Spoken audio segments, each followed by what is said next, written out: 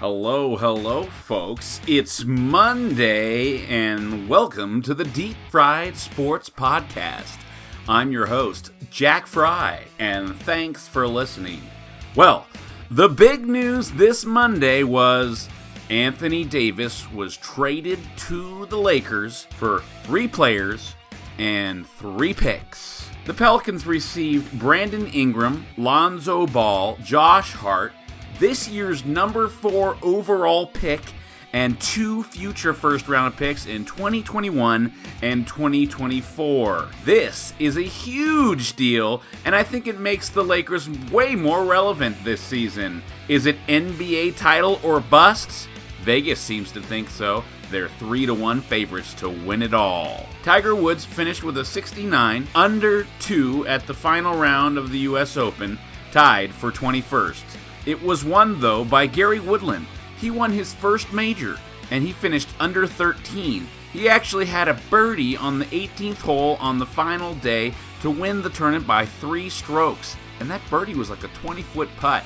Everybody was standing around like, why is he taking so much time to make this putt? He has 3 putts to win the championship, and he put it in.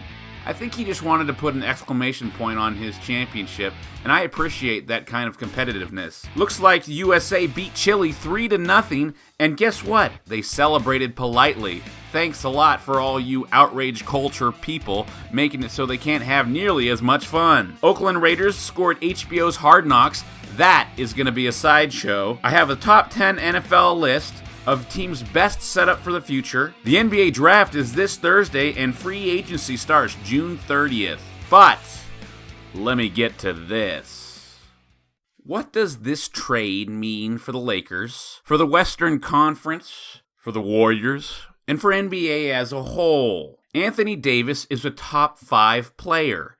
He can shoot, he can rebound, he can defend. He's pretty awesome. And he's going to be great in the pick and roll with LeBron James. Now, the Warriors, they lost Kevin Durant for the season. Even if he comes back, he's not going to play. And Clay is out for the season. If he comes back, it would be in the playoffs. If the Warriors do make the playoffs, it'll probably be like a 4th or a 5th seed, most likely, maybe 3rd. But the Lakers now have the pieces to really do well. When you've got Kyle Kuzma still on a pretty cheap contract, it looks like the Lakers are going to be very, very competitive. LeBron James did not go to the playoffs this year, so he's got an extra 2 months of rest, which he probably needs going into his 17th season. Gosh, he is impressive. The Western Conference is wide open.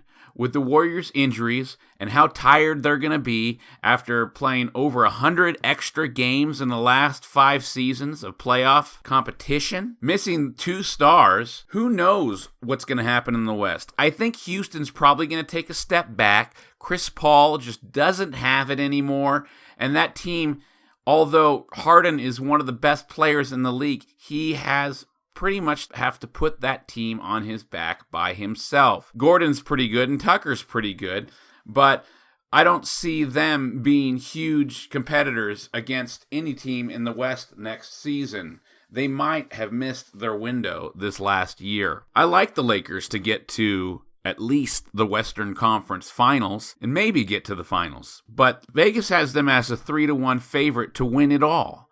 Why? Probably because they have their 2 stars. And on June 30th, free agency opens. They're looking at picking up Kemba Walker. If they can get him to run point guard with LeBron James off the ball and Anthony Davis down low, who also has pretty good spacing with his mid-range jump shot, and he can actually hit the 3 too, that team looks pretty darn good. I'm excited for next year's NBA season. It should be entertaining.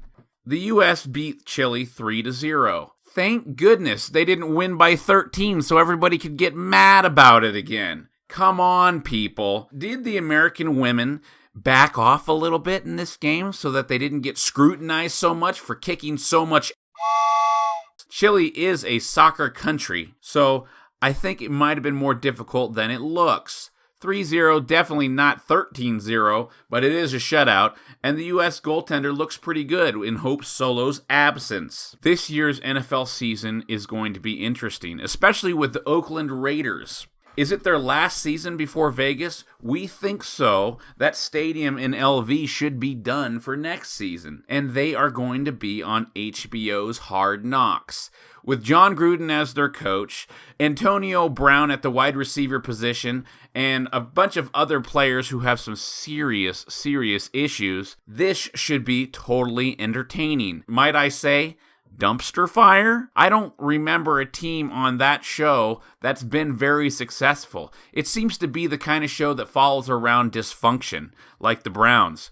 Man, this is going to be crazy. I will be watching it this year because it's the Raiders, but if it was any other team, I don't know if I'd be interested. But there's going to be so much drama. So this Thursday for the NBA draft, we know the Pelicans have the number 1 pick, and they're probably going to get Mr. Zion Williamson. Adding him into a group, you're going to have Lonzo Ball at the point now. You're going to have Ingram probably at small forward, and Josh Hart maybe at the shooting guard. With Zion at the power forward, man, you've got a really good nucleus of young players. With their new general manager down there, David Griffin, I think he might be able to put together a winner. And the Western Conference is weak this year, so we'll see how good the Pelicans can finish. I think they will make the playoffs. Who knows what seed they'll get, but that's going to be awesome. And free agency opens on the 30th, so we'll see where Jimmy Butler, Kyrie Irving, Kevin Durant, Kemba Walker, and many others land. It should be interesting. I cannot wait. Probably going to be a free-for-all. We'll see what happens.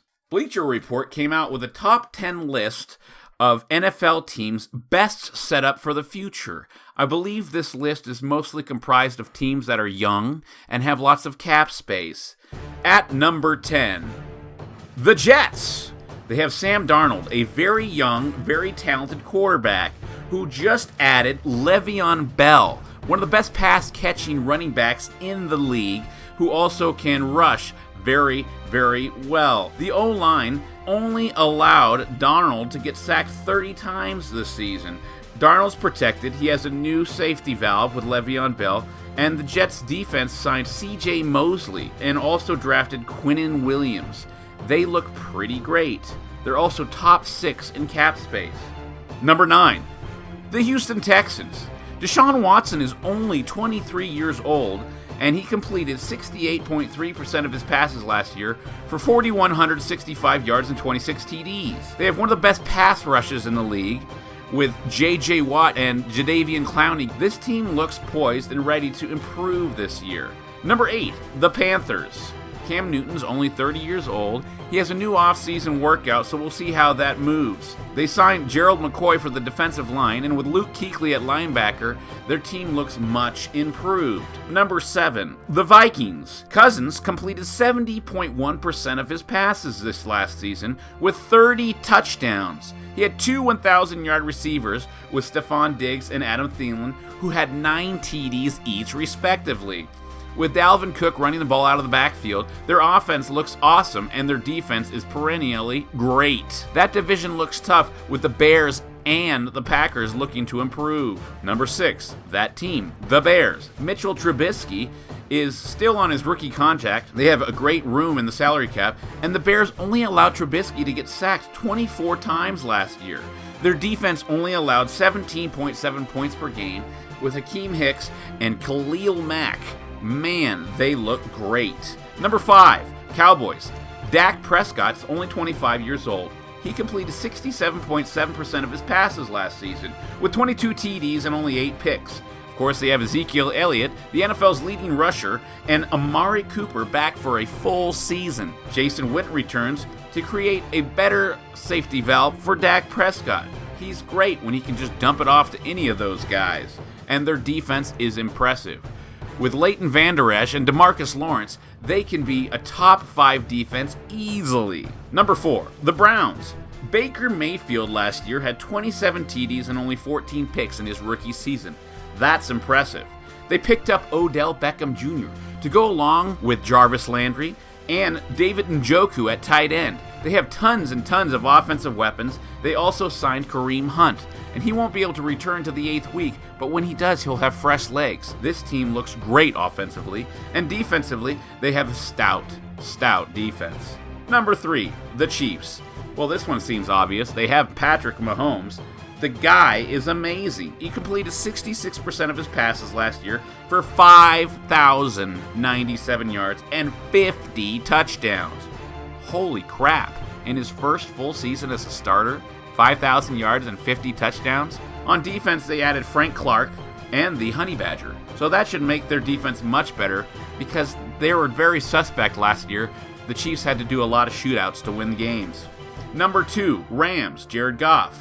64.9% of his passes last year for 4,600 yards and 32 TDs. With Sean McVay still at the helm, not going anywhere, and his offensive schemes, Jared Goff should have a great season. We know Todd Gurley's had some issues with his knee, but they picked up a running back in the draft to supplement him. It should be a good offense, along with a great defense. They added Clay Matthews and Eric Weddle at the safety position. I cannot wait to see how that team does. Unfortunately, their division is extremely difficult with the Seattle Seahawks and 49ers up and coming. We'll see how the Arizona Cardinals do.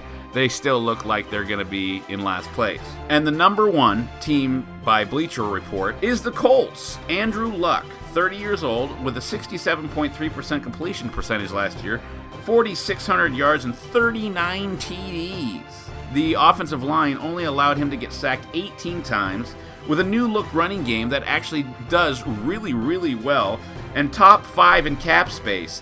They may be the next dynasty. Their defense looks much improved, and Leonard was one of the greatest defensive rookies of the year last year at linebacker. The Colts look to be the next great team. As Brady gets older and probably has to retire, the Patriots will probably still be good with Belichick at the helm. Who knows who their quarterback will be?